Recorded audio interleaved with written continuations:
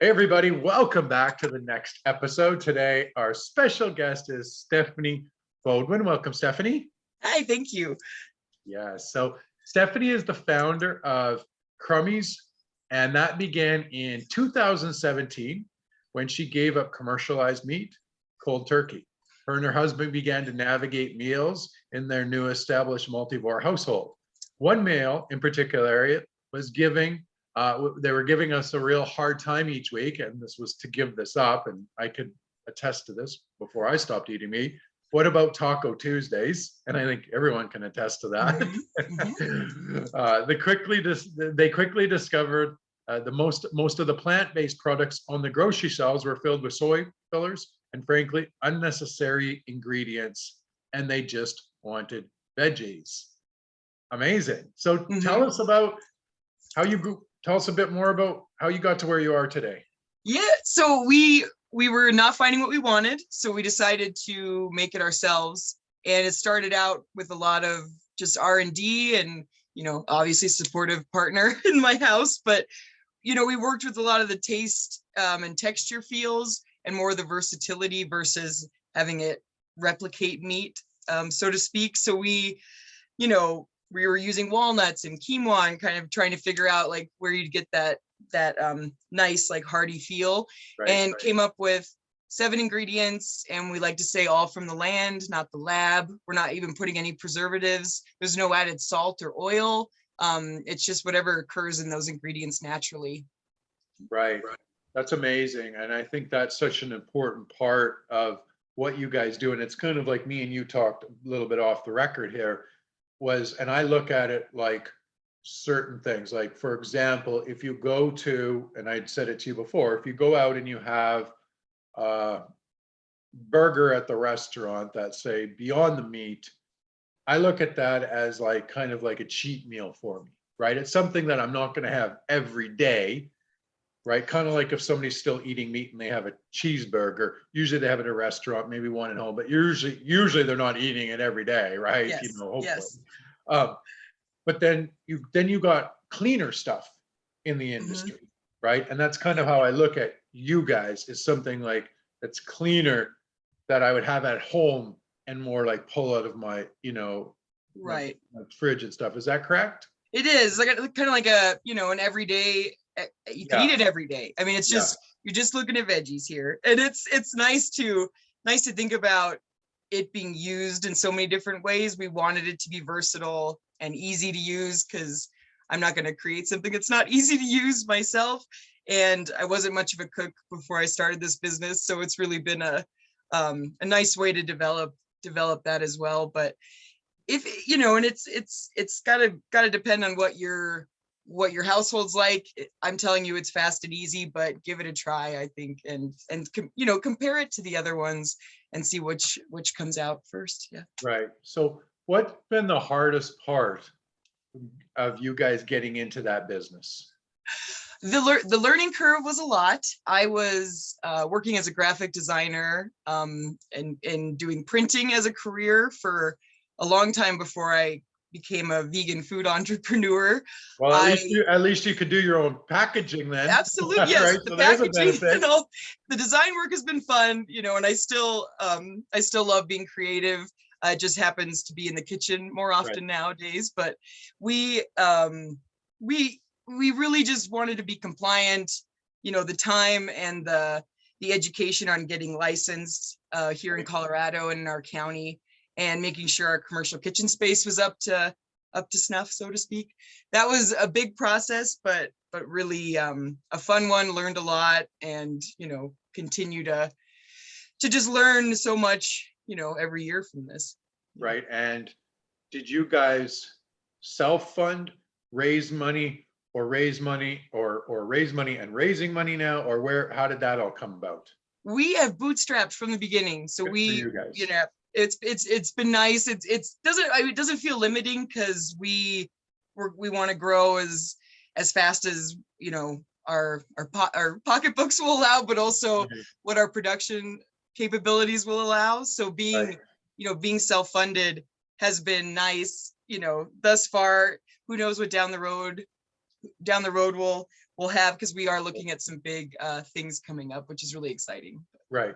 You know, I find that a lot of people that I'm interviewing, by the way, started self-funded, and actually there's a lot of them right now at that stage where I would say about 7 of my last interviews where they're now starting to look at, they created plans, they're starting to look at a raise to go to different levels. So it's interesting how, you know, a lot of people are looking to do that. And there's a time in a business where sometimes you have to do that. You're at that stage where, you know, it's just that time. Yes. And So, it doesn't feel so much like sink or swim. It's just, you know, how do we paddle a little bit in the shallows before we go right into the deep end? And it's a bit easier, don't get me wrong, raising money is hard, but it's a bit easier because the concept already established, the brand's already established. You know, I always tell people, you know, if you go in and you're trying to raise money, you can show that you're operating that business properly. You know, and just from things where you don't even think about, where investor will look at, okay, when are they going to bring on different team members? How are they going to build culture? Like stuff you might not even think about. Absolutely. Right? They really look at that. They really look at that stuff. You know, one of my friends is just an investor and stuff. And he says, the first thing that I look at is what's the team going to look like? That's it. That's it, period. Right? Simple as that. So, because it's a decent concept, you know, everyone can execute on it. So when you got started and then you were bootstrapping, that's not an easy thing to do with your type of product.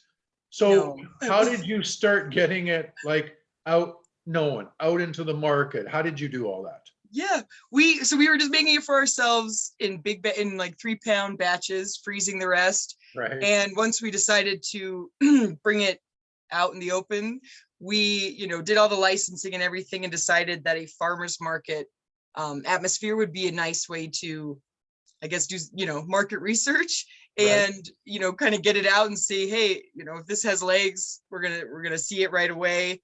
And I started at the Greeley Farmers Market, which I'm not sure a lot of you will be aware, but I live in a really heavily animal ag county in Colorado, and being in Weld County and being a plant-based food producer, it's come with a lot of interesting moments, but you know, really I received a lot of positive feedback and we sold out our first market, and so it's just been really high energy and really positive since. That's amazing. So you're like, you guys are true grassroots farmers market to, you know, so, I mean, when you're doing farmers market, so were you like having to, like, people were buying and then would they put in the order and then would you go home and ship it, or did you have it all there and just give it? I have it there, yeah. And I continue to do farmers markets because it's just so fun. They're really fun. I've met some really amazing business owners, you know, in there, and a lot of colleagues as well. It's just been a really fun atmosphere, but it wasn't just a cooler full of, you know, 1-pound packages, and I printed the labels on my printer.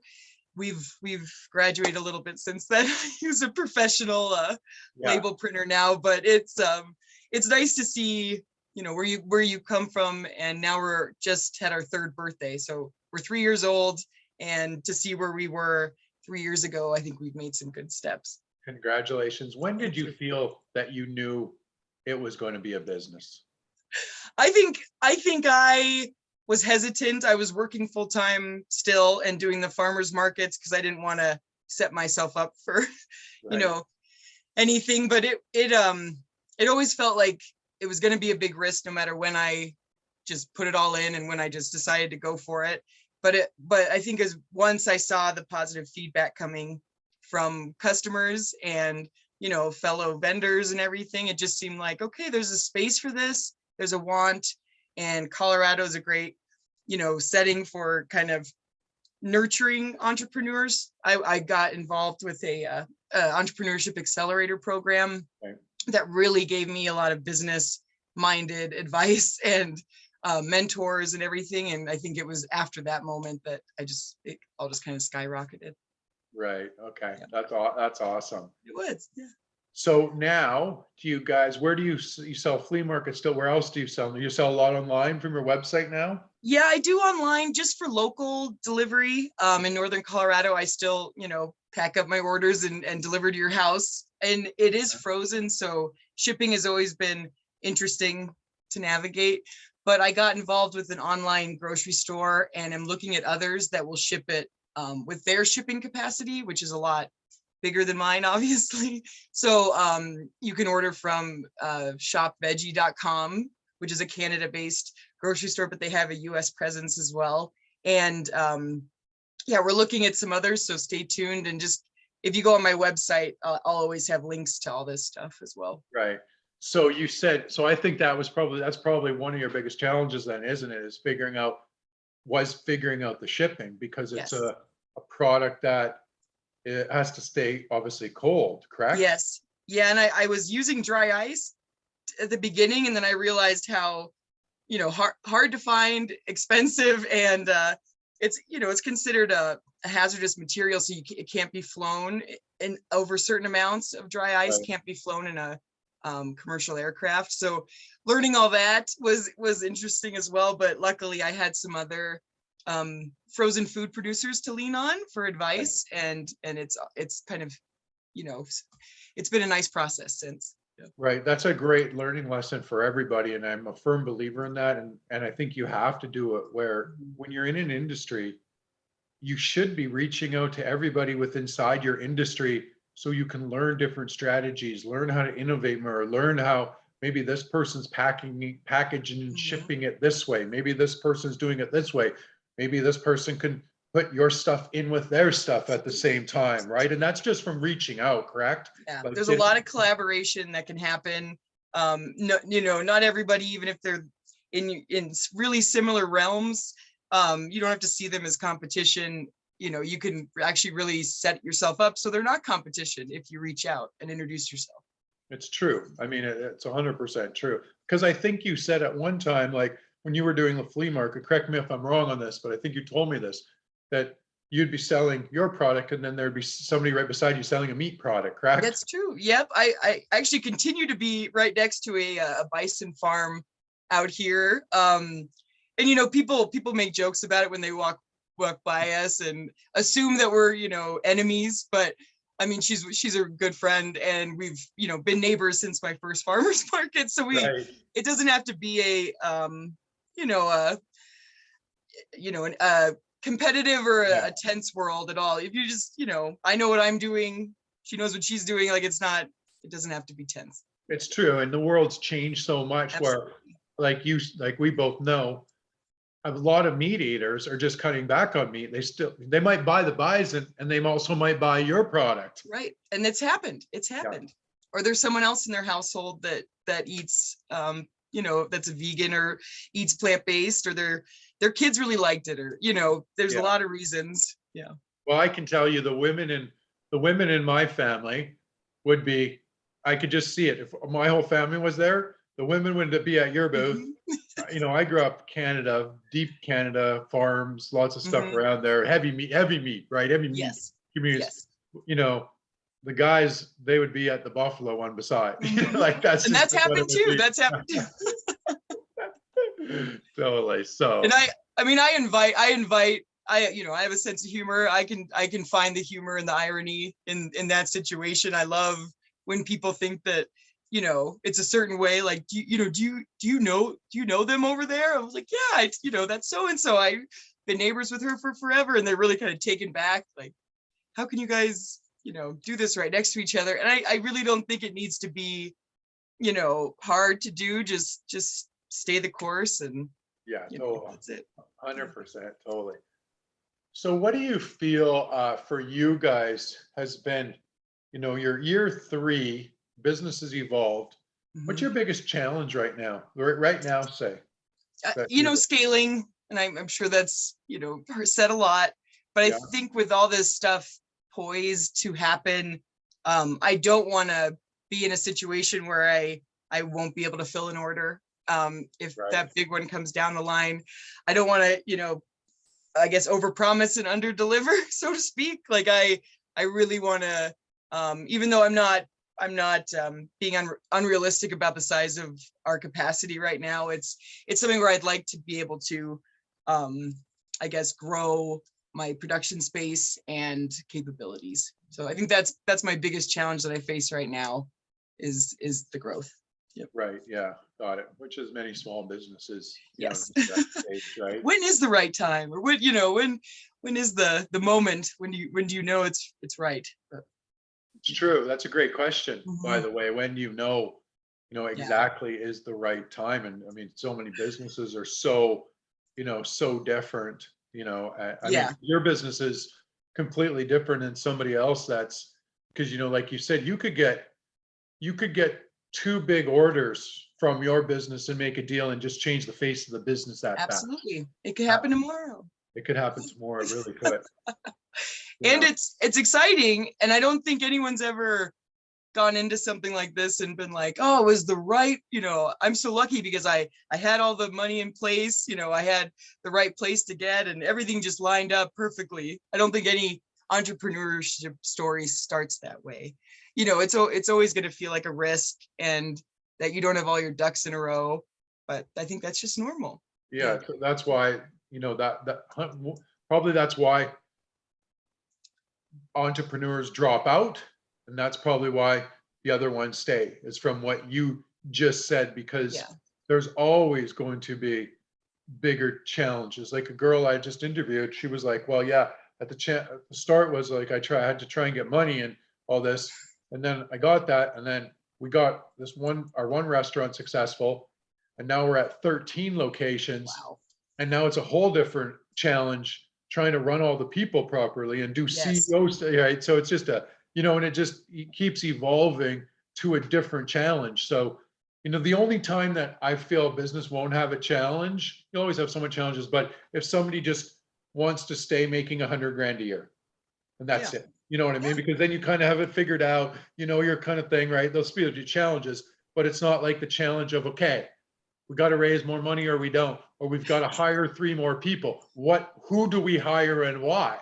Yeah. Right. Yeah. So, And in the world and the environment and things that are happening in every industry still, it's making the you're talking about the employee aspect, but it's making this staffing your business it's not a seamless process either. Like, even if you staff it, how long are they going to stay? And then is the quality of work going to be what you're comfortable handing over? The name, your brainchild, your business baby, and handing that over to somebody else.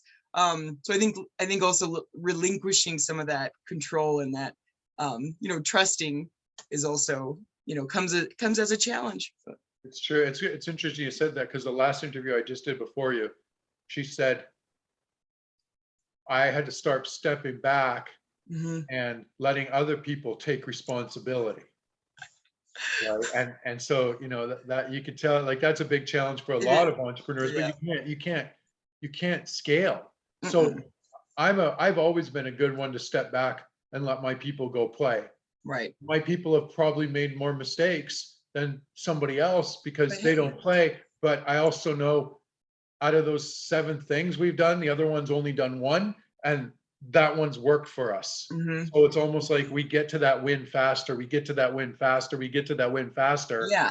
And I'm just very much of, I guess I've understood to be able to step back, and perfection is going to stop me, let my people go, and let them figure out what they're good at, and me just try to lead them properly. And, Right. And if they're doing, if I look at it, my responsibility. If I put them in a position and it's all messing up, I've put them in the wrong position. There you go. Right? I put them in the wrong position. So there's some, Yeah. and it's happened lots in our business where we'll have calls and I'll be like, okay, that person's doing that. Why do we have them there? Like, they're way better over here. And, it's even like their confidence isn't even going higher because we have them in the wrong position. It totally makes sense. Yeah. And finding those strengths and, we don't have to say weaknesses, but like finding those where you really shine or where your employee really shines.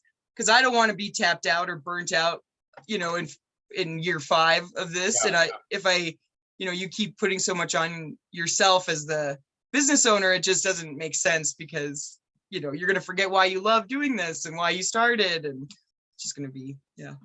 It's true. I mean, when you can find people that believe in your company as much as you do, and they can figure out how to run it as much as you know do. And I always say to people, like, you know, so many CEOs are like, well, this person is not, you know, doing as much as I can do. Why would I? Like I said, but it's not their business. No matter how good your right-hand person is, it's never Yeah. going to be theirs unless you give them equity.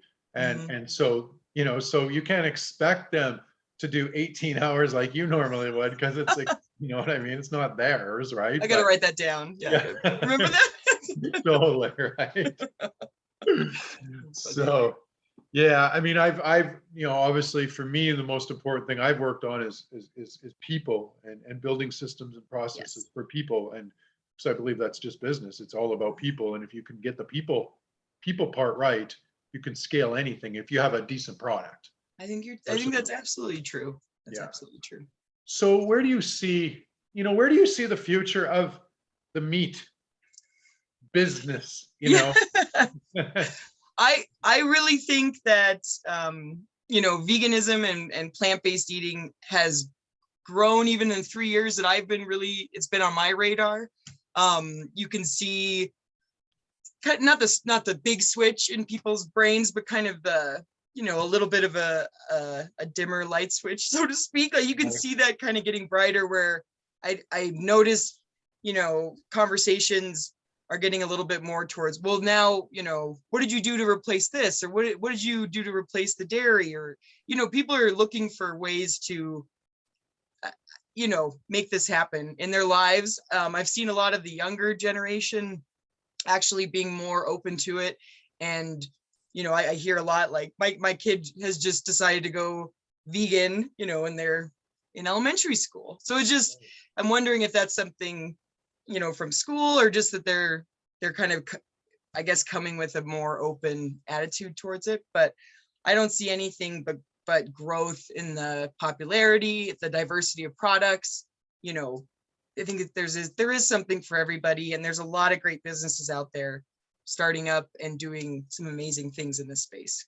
Right, that's a great. So when you guys chose to go into, you know, the meat industry, meatless for you guys, was it, you know, why did you choose that specific industry? Because you could Yeah, have did, you know, right. 8 other things in the food industry, right? Yeah, it just seemed like we found a need, because we were, you know, because I went plant-based, wasn't finding what I wanted. So it just kind of came out of necessity. Okay. Like, okay, this is what, you know, this is what we're going to do. We're going to make a plant-based meat alternative, not a replacement. It's kind of also what I like to say. It's an alternative because it was just out of necessity. If you might as well just make it myself if I can't find what I want. Right. Yes. That makes sense. Mm-hmm. Do you think people like Beyond the Meat and Impossible, are they competition for you, or is it a different category than you guys? Even though it's still meat, but it could still be a different category. You know what I mean? Right. I Meat. applaud everything that they're doing, because, and I hear this a lot, like, well, how do you feel about Beyond or Impossible? Like, I don't consider myself competition, not just because of the size of my business in comparison, but we are not trying to replicate meat in that way. You know, ours doesn't look or taste. It may have the similar mouthfeel, but it's more the versatility and the idea that it can take on seasonings really well. Right. I don't want it to bleed like meat, or, you know, smell, or, you know, even sizzle like meat on the frying pan. It's more of just having a alternative. So I guess the short answer to my long-winded answer is no. But I think, you know, I would be interested to see in time what other products they come out with, and if they tone down their ingredient list at all, which I think is already in the works. Right. Yeah, I think that, you know, but that always happens, you know, in businesses. There's always, you know, the big boys that, well, I guess you call them big, you know, big boys and big girls that raise a lot of money to start their companies, and then they create, you know, they create other products with inside that But I think that, like for you guys, I think, even with Beyond the Meat, it is such a big company now that you lose that community Mhm. feel as much as a small business owner can. Right. So that's why I always tell small business owners, it amazes me how many of them don't understand, don't do, and don't focus enough on how to build proper community. Right. Right? If you look at actions of compassion on our compassion kingdom, where we all go out and do good things and people do good things around the world, that's community for us. Absolutely. Community, 100%. And that community, whether they buy anything or do anything or us, doesn't matter. But I'll tell you, all of them do something with us somehow, whether they bring us an employee, whether they Yeah. buy this, whether they do, and I've been really good at that aspect and knowing like, okay, these people are bigger than us because they raise big money, but we can easily compete with them because we can beat them on community, 100%.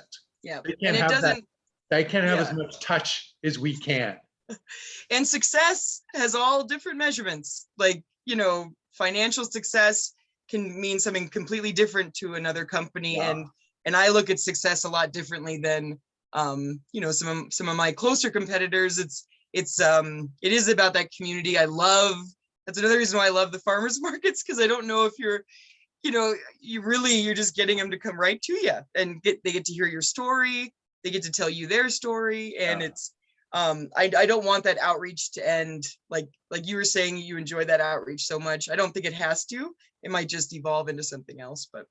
Yeah, it might evolve, but to me, most businesses will, even if you're even if you're a $5 million business or whatever, 10, you still might only have 25 to 40 employees. Yeah. So, you still can keep community so tight. It's not like you're a big $1 billion business, and I think that's the competitive advantage of small businesses. But I see a lot of small businesses just don't focus on and build strategy around that enough. Like it should be deep level strategy around that, period. Well, yeah, and I know what I didn't like about my, jobs before this. Like I know what I would prefer, as an employee, now that I've owned my own business and face being the boss of, a team of people. I have, ideas of how I want that to look and feel. And obviously it's all in the positive outlook. But yeah, it's definitely a focus I have and will continue to have, because I know what I wouldn't want and what will keep people happy. And yeah. 100%. Your product too is almost kind of easy to build community around. Not easy, building community is not easy, but because you can, we kind of talked about before, you can do cooking shows and you can use it in so many different ways and different things. So, your product could build community quite easy done properly to be. Yes.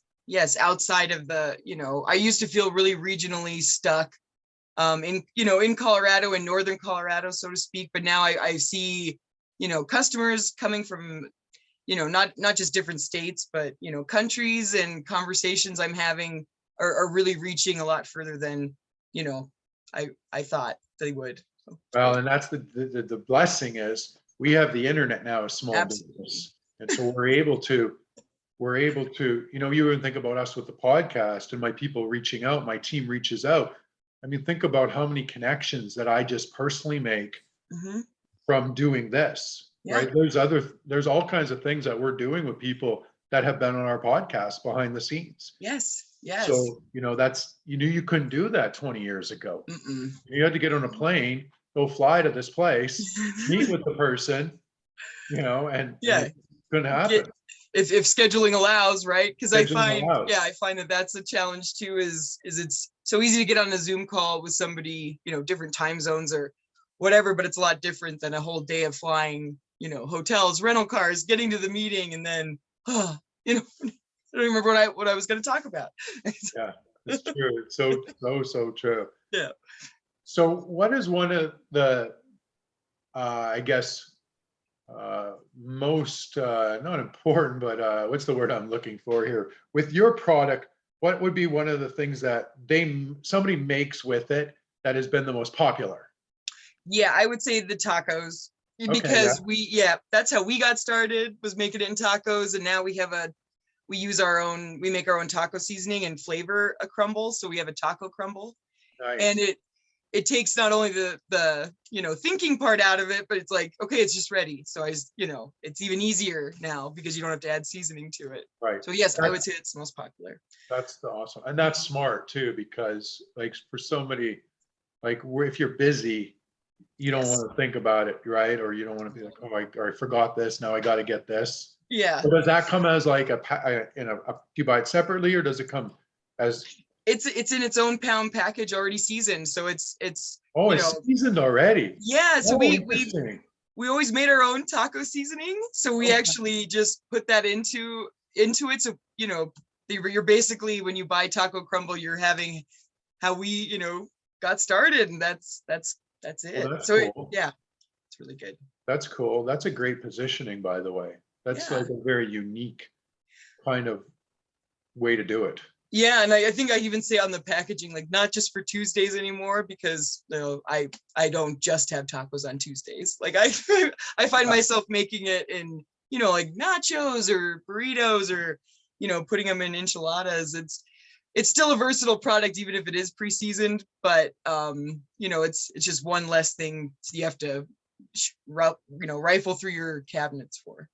Yeah, 100%. Mm-hmm. Yeah, there's so many ways. There's just alone with the taco seasoning meat. I mean, there's just that alone could be like 100 different cooking shows. And I will say we are coming out with a new flavor this year, but you'll have to stay tuned for that. Oh, that's cool. That's it's really fun to develop. Yeah, that's amazing. That's amazing. So you're in late 3. So last question, I'll let you go. So where do you see your business, 5-10 years from today? Or where do you want it to be? Yeah, I see it, grown exponentially. I think that we're going to be looking at a nationwide, if not worldwide, distribution at that point. And I'd like to think that the team I have behind me would be developed into a nice unit, and still just I'm not sure about numbers yet, about number of employees, but I really feel that an effective team is also going to start getting built right away, actually. Right. Yeah. Of course, that's important. You guys are at that kind of stage now where you can start to kind of look at that next level. Yeah. Awesome.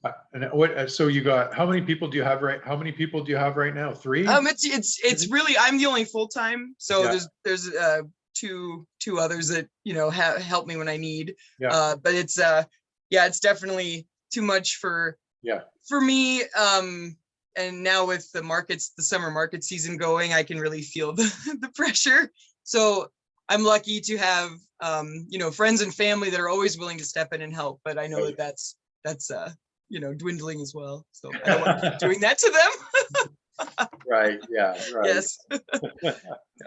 Awesome. Well, thank you so much for this great interview. Thank you. I love your guys' product. I love the fact. What are the ingredients in it? By the way, there's 7, right? 7 ingredients. Yeah. So it's so the unseasoned crumble is just cauliflower, carrots, quinoa, sun-dried tomatoes, red onion, mushroom, and garlic. Man, that's healthy. Like that is really healthy. I mean, that's such a niche I just see with you guys. Like it's just such a carved out niche. Even in the vegan world, I say the same thing as I do in all the other world too, is usually if you look at the ingredients on something and there's so many and you don't understand them, probably means it's not the healthiest, right? Yeah. If you don't understand it, there's probably a reason. I mean, your 7 are pretty easy to understand. Oh yeah. I mean, the spelling of quinoa is interesting, but that's probably the only one that really would throw you. And it was just, you have one ingredient, meat. Why am I replacing it with 20? I can do this easier. Right.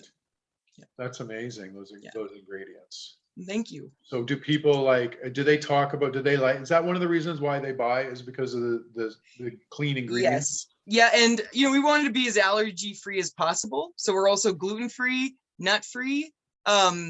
I have met people that are allergic to cauliflower, which is, or mushrooms, or there's a lot of allergies that exist, but we tried to be as allergy friendly as possible with those ingredients. And, so like I said, there's no salt, so it's also, or oil. So you're looking at a lot of sodium and fat content that is significantly less. Amazing. Awesome. So where can people find everything at? You have social medias, websites, shop, anything like that? So our website is www.coloradocrummies.com, and we are on Facebook and Instagram. It's at Crummies Co. So Crummies CO. And if you're outside of Colorado, go ahead and order at Shop Veggie. That's VEJII.com. And if you're inside Colorado and in the northern part, I will do delivery. So check out the website and it'll walk you through it. Awesome, everybody. I would make sure you guys go check all their stuff out, try it. Healthy, tastes good. You can put it in lots of different things and follow them. Watch out for what she's doing coming up. That's right. And someone's been sitting on me the whole time. Thank you. I was Yeah. hoping she'd come say hi. Yeah. She usually actually doesn't sit on me in the interviews because she gets bored, but today she wanted just to be here consistently today, she right? could tell I was a dog person, I guess. Yeah, so you're a totally dog person. So that's probably why she decided, oh, she's still tired. Oh, cutie. Oh. So sweet, so sweet. Yeah. Probably like, why do you talk so much to me? Yeah, I constantly talk to my dogs. Nobody else will listen. My dogs will. Yeah, totally. Awesome. All right, everybody. Thank you so much for joining us. By the way. Thank you.